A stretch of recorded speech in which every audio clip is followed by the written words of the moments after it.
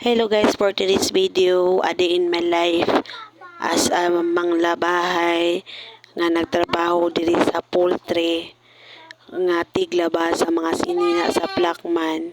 Nagkaon day ko ani sa akong pamahaw gikan sa paglaba hangtod karon wa pa ka humagkaon. Ay, joke lang. Hindi ay grabe kalami akong pagkaon ani, grabe kalami akong sudan batong onya kay sa kabisi og video-video na ako'y nabantayan. Oy, ang ulod nagpatanggap nga liso sa batong.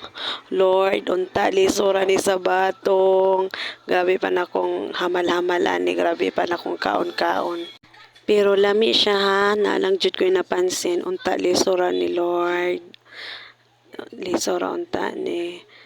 Og sa dihang na confirm nako nga liso ra gyud ay. Pero ambot liso ra baka ni. Ambot oy ahaman ni siya gikan nganong nasaag man ni siya sa batong. Og kana lang basing ni nawalaan di ang ulod, nara siya diri sa akong batong joke.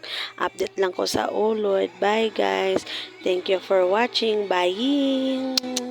Please ko react and share ani nga video na ako'y farapol bag og pa-Gcash nga 50. Thank you. Bye bye.